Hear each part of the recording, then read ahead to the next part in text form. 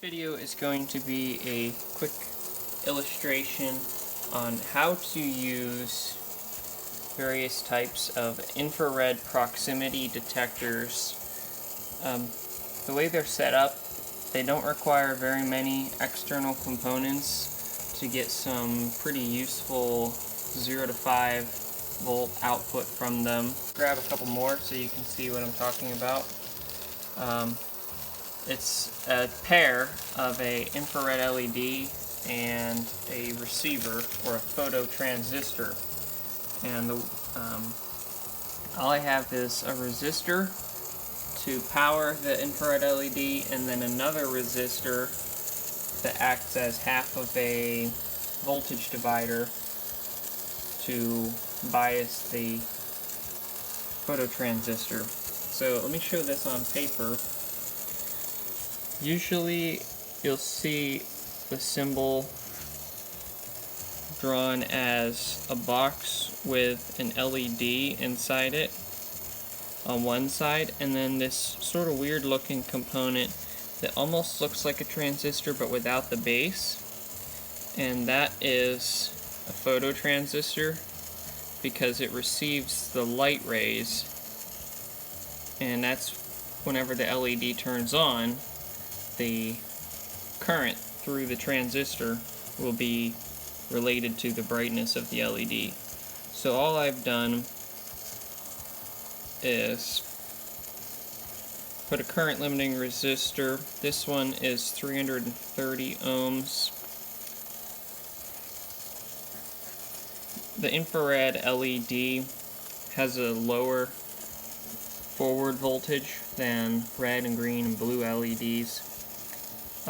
You want to target around 1.5 or 1.6 volts and 20 milliamps ish.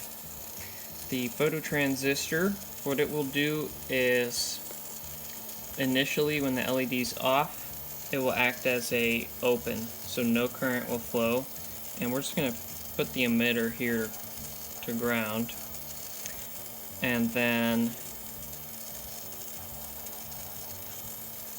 we'll give it a path of current here, and this value can be pretty high. In fact, you want to match the value of this somewhat close to the range of equivalent resistance that this phototransistor will be operating in. So whenever the phototransistor is fully off, then if you take the output voltage here, then you can ignore that whole thing because it's off, and you'll see 5 volts at the output. And whenever the phototransistor is fully on, it probably won't be 0 ohms, but the closer it gets to 0, the more it's going to pull this signal, the output signal, to ground.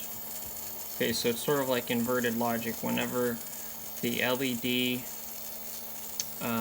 is being reflected back into the sensor, there's a reflective object in front of it, then the output voltage will approach 0, but depending on how strong this pull-up is, it might not drop very far, or it might drop really quickly very early if you put like a 1M resistor. So I would suggest making this a variable resistor.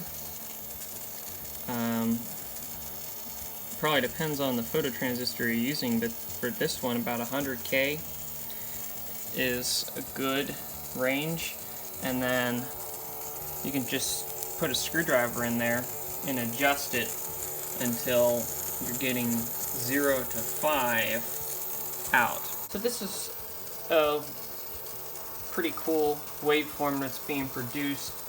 The alternating white and black, whenever there's a black object in front of the sensor, the infrared light is just absorbed and not reflected back, and the output is seen as a logic high, or actually not a logic high, it's an analog higher voltage. And then when a white stripe passes, the phototransistor is activated by the reflected light, and then the output drops closer to 0. Now, on a normal encoder wheel, there are very strict boundaries between the white and black, or I mean, it's pretty much an immediate cutoff. Well, I've been experimenting with a smooth transition between the white and the black.